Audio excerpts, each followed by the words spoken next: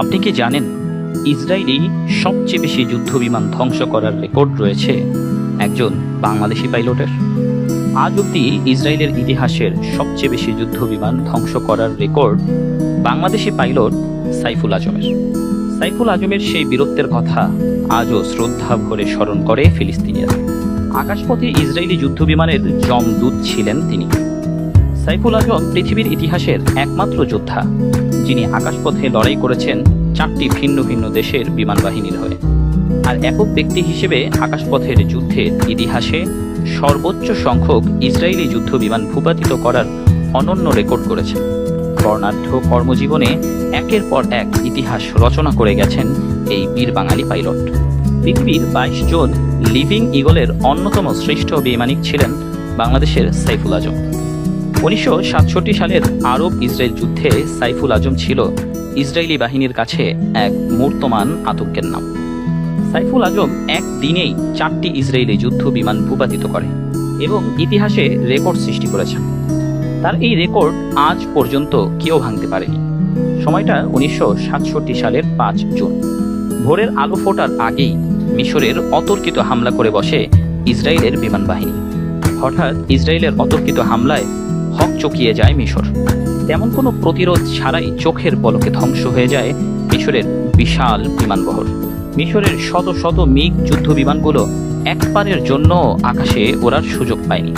ইসরায়েলের হঠাৎ অতর্কিত ব্যাপক বোমাবর্ষণে মিশরের বিমান ঘাঁটি, রানওয়ে সহ বিভিন্ন স্থাপনা ধ্বংসস্তূপে পরিণত হয়। সেদিন মাত্র 24 ঘন্টায় আরবরা প্রায় 450 যুদ্ধ বিমান হারায়। একই সঙ্গে তছনছ হয়ে যায় মিশরীয়দের প্রতিরোধে শক্তি। মিশরের বিমান বাহিনীকে ধ্বংস করে ইসরায়েল নজর দেয় আরেক প্রতিবেশী জর্ডানের দিকে। জর্ডান বরাবরই তুলনামূলক অনেক দুর্বল দেশ। ইসরায়েলের প্রতিরোধ করার মতো তেমন কোনো শক্তিই তাদের ছিল না। ব্রিটিশদের তৈরি মাত্র 24টি হকার হান্টার ছিল জর্ডান বিমান বাহিনীর একমাত্র ভরসা। তার উপর সেগুলো উড়ানোর মতো পাইলটও ছিল না।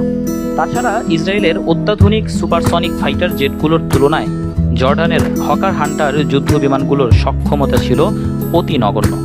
তবু ইসরায়েলিদের বিমান হামলা ঠেকাতে মাফরাক বিমান ঘাঁটি থেকে হকার হান্টার জঙ্গি বিমান নিয়ে বুক চিতিয়ে উড়াল দেন বাংলাদেশি পাইলট সাইফুল আজম। আর সেই হকার হান্টার দিয়েই ক্ষিপ্র গতির 2টি ইসরায়েলি সুপারসনিক যুদ্ধ বিমান ঘায়েল করে ফেলেন সাইফুল আজম। তার অব্যর্থ আঘাতে ভূপাতিত হয় ইসরায়েলি সুপার মিস্টেলের যুদ্ধ বিমান। আরেক আঘাতে প্রায় অকেজো হয়ে ধোঁয়া ছাড়তে ছাড়তে কোনো মতে পালিয়ে ইসরায়েলি সীমানায় গিয়ে আছড়ে পড়ে আরেকটি বিমান। সেদিন অকুতোভয় বৈমানিক সাইফুল আজমের অকল্পনীয় বীরত্বের কারণে ইসরায়েলের পুরো পরিকল্পনাই ভেস্তে যায়। উল্টো নিজেদেরই 3টি যুদ্ধ বিমান হারায় ইসরায়েলি বাহিনী।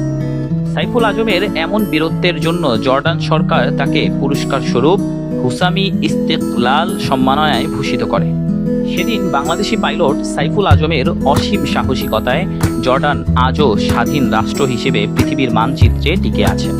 যদি সেদিন সাইফুল আজম ইসরায়েলি আক্রমণ রুখে দিতে ব্যর্থ হতেন, তাহলে আজকে জর্ডান নামের পৃথিবীর বুকে কোনো রাষ্ট্র থাকতো না। জর্ডান পুরোপুরি ইসরায়েলের দখলে চলে যেত। জর্ডান রক্ষা করার পরদিনই তার দায়িত্ব পড়ে ইরাকের রাজধানী বাগদাদ বিমান ঘাঁটিতে। সেখানে তার অসাধারণ কৃতিত্বে ইরাকি বৈমানিক দলের কাছে চরমভাবে পরাজিত হয় ইসরায়েলিরা। 7 জুন ইরাকের বাগদাদ ও আল ওয়ালিদ ঘাঁটি রক্ষা করার দায়িত্ব পড়ে এক ইরাকি বৈমানিক দলের কাঁধে। আর সাইফুল আজম সেই দলের অধিনায়ক। সেদিন 4টি ভেটর বোম্বার ও 2টি মিরেজ 3C জঙ্গি বিমান নিয়ে আক্রমণ চালায় ইসরায়েল। ইসরায়েলের একটি মিরেজ 3C জঙ্গি বিমানে ছিলেন ক্যাপ্টেন গিডিওন দ্রোর। ইসরায়েলি ক্যাপ্টেন দ্রোরের গুলিতে নিহত হন সাইফুল আজমের উইংম্যান এবং তার হামলায় ভূপাতিত হয় 2টি ইরাকি বিমান। কিন্তু পরক্ষণেই এর উপযুক্ত জবাব দেন সাইফুল আজম। তার অব্যর্থ টার্গেটে পরিণত হয় ইসরায়েলি বিমান বাহিনীর ক্যাপ্টেন দ্রোরের মিরেজ 3C ফাইটার জেট। সে আঘাতের পর বাঁচার উপায় না পেয়ে যুদ্ধবন্দী হিসেবে ধরা দেন ক্যাপ্টেন দ্রোর। ইসরায়েল তাদের এই ক্যাপ্টেনকে মুক্ত করতে তাদের কারাগারে আটক থাকা সহস্রাধিক জর্ডান ও ইরাকের সেনাকে মুক্তি দিতে বাধ্য হয়। আরব ইসরায়েল যুদ্ধের প্রথম 72 ঘন্টার মধ্যেই সাইফুল আজম একটি অনন্য রেকর্ড তৈরি করেন। ইতিহাসে ইনি একমাত্র ব্যক্তি যিনি ভূপাতিত করেছেন সর্বোচ্চ 3টি ইসরায়েলি বিমান, যে জন্য নাদ আল সুজা সামরিক সম্মাননায় ভূষিত করা হয় তাকে। শুধু আরব যুদ্ধেই কৃতিত্ব দেখাননি সাইফুল আজম। এর আগে 1965 সালে পাক ভারত যুদ্ধে তার বীরত্বে আক্রান্ত হয় একটি ভারতীয় ফোল্যান্ড নেট জঙ্গি বিমান। সে বিমান থেকে ভারতের ফ্লাইট অফিসার বিজয় মায়াদেবকে যুদ্ধবন্দী হিসেবে আটক করা হয়। সে সময় প্রশিক্ষকের দায়িত্বে থাকাকালীনই সেপ্টেম্বর পাকিস্তান বিমান বাহিনীর 17 নম্বর স্কোয়াড্রনের হয়ে F-86 স্যাবরজেট জঙ্গি বিমান নিয়ে এ কৃতিত্ব প্রদর্শন করেন।